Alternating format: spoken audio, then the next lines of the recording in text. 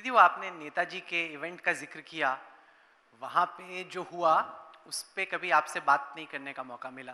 तो मैं जानना चाहता हूँ कि आप वहाँ मंच पे बैठी थी, आप क्या देख रही थी जब आपने देखा कि नारे लगे जय श्री राम के? आपने नहीं नहीं, वो नारा नहीं, और कुछ नारा था। आप उस वो एक ही को पकड़ा, लेकिन और कुछ था। एक पॉलिटिशियन के पक्ष में भी पॉलिटिशियन का नाम पे बहुत सारे नारा था।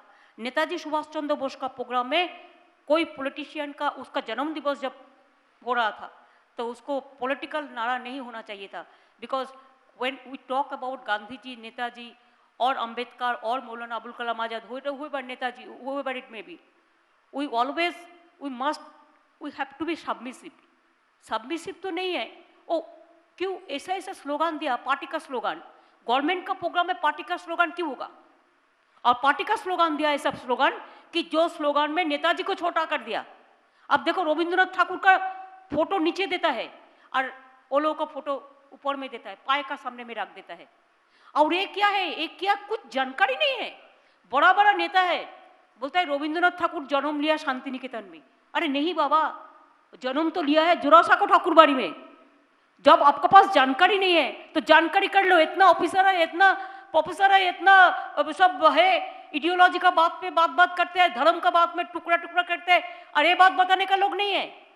स्वामी विवेकानंद को बोलता है स्वामी विवेकानंद ठाकुर है। अच्छा, रविंद्रनाथ का टाइटल उसमें जोड़ दिया। अच्छा, ईश्वर चंद्र विद्यासागर को मूर्ति तो तोड़ दिया। ट्राइबल लीडर बिरसा मुंडा है, एक आदमी को गला में माला दिया, ये बोलता है बिरसा मुंडा जिंदाबाद। यही चल रहा है। स्वामी विवेकानंद ठाकुर नहीं है, उसका भी ये पता नहीं है, तो हिंदू धर्म का क्या गौरव करते हैं? जिसके पास कोई बोलने का ही कुछ नहीं है, जानता नहीं है। अगर जानता नहीं है तो जानकारी तो लेना चाहिए। जो भी माफी उल्टा पाल्टा बोल देता है। देखो, हम अच्छा हिंदी नहीं बोल सकती हूँ, इसी के लिए मेरे को हिंदी थोड़ा टूटी फाटी हो सकता है, आप माफी चाहती हूँ इसी के लिए पहले। लेकिन मेरे को पास जब जानकारी नहीं होता, हम पूछ लेता है क्या ये बात ठीक है ना नहीं ठीक है। हम चलती भाषा में कहते हैं, जो भाषा में लोगों ने समझेगा कि हम तो पढ़ा नहीं है हिंदी, हम 8 तक पढ़ा है, हम लिख भी सकता है, हम पढ़ भी सकता है, लेकिन हम इतना अच्छा नहीं बोल सकता है। जो हिंदी में स्टडी किया है, जो उसको मदर टंग हिंदी है, वो अच्छा बोलेगा। हम तो इतना अच्छा नहीं बोल सकता है, लेकिन तब भी हम तो कोशिश करके बोल रहा हूँ। अब मेरे को उर्दू पूछिए, हम बोल देगा। अब पंजाब पूछिए, हम बोल देगा। हम जो भी लैंग्वेज, गुजराती भी हम बोल देगा, थोड़ा थोड़ा इधर उधर करके। असमी भी बोल देगा, नागामीज भी बोल देगा कि हमने नॉर्थ ईस्टर्न बहुत घुमा है। अरे कॉन्क्लेव आपको ईस्टर्न रीजियन का है, 12 कंट्री, 12 जो स्टेट का है।